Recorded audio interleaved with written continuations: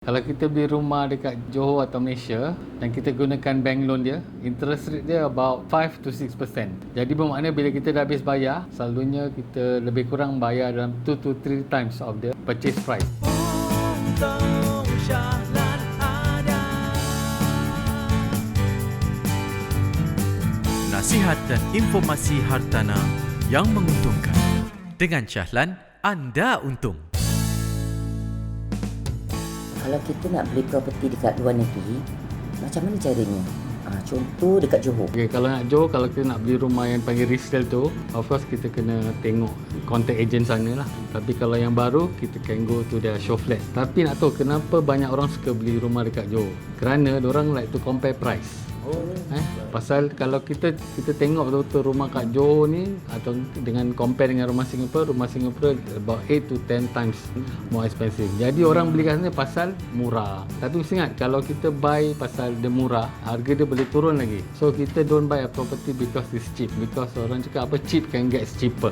Kalau kita beli untuk weekend stay boleh tak? I mean boleh lah beli, tapi banyak orang diorang akan beli rumah landed kan, besar-besar. Jadi diorang datang seminggu sekali. So what happen bila diorang pergi sana, diorang bukan enjoy time pergi jalan-jalan, diorang kena bersihkan rumah kan.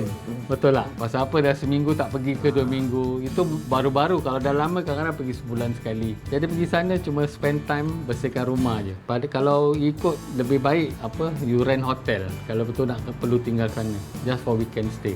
Kalau saya beli properti dekat Johor, tapi kerja dekat Singapura, okey tak? Boleh juga, tapi saya rasa kalau macam kita sebelum kita really nak beli sana kan, kita sewa dulu kat sana.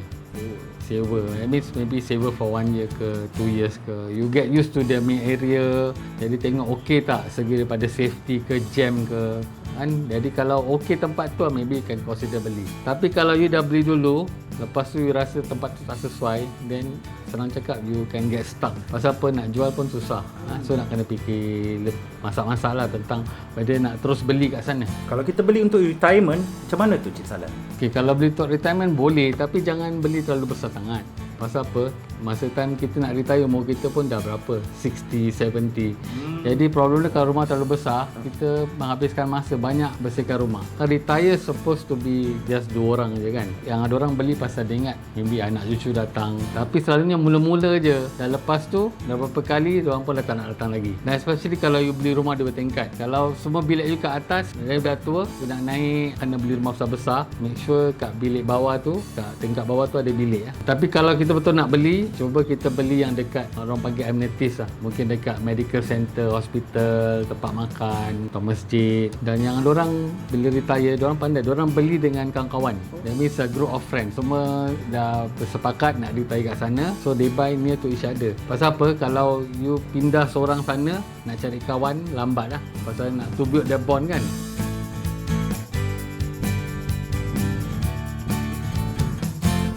Tips untung Syahlan ada. Kalau kita beli rumah dekat Johor atau Malaysia dan kita gunakan bank loan dia, interest rate dia about 5 to 6%. Jadi bermakna bila kita dah habis bayar, selalunya kita lebih kurang bayar dalam 2 to 3 times of the purchase price. Maknanya kalau kita beli rumah 1 million, lepas kita habis bayar, kita akan bayar dalam 2 to 3 million.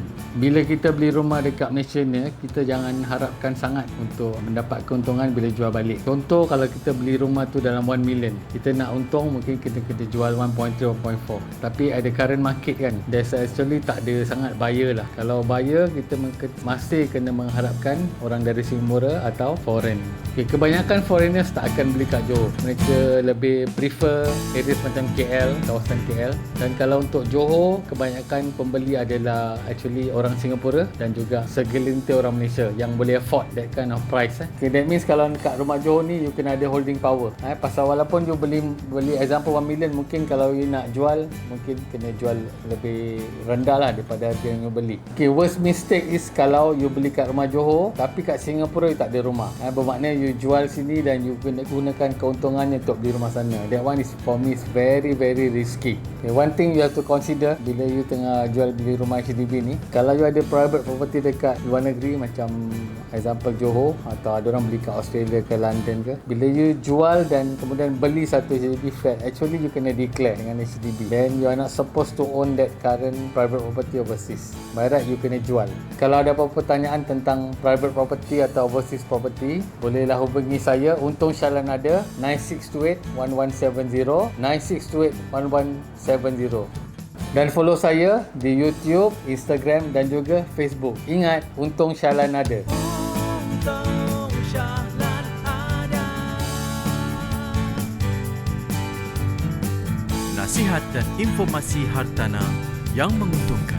Hubungi Shahlan di talian 96281170 96281170. Dengan Shahlan, anda untung.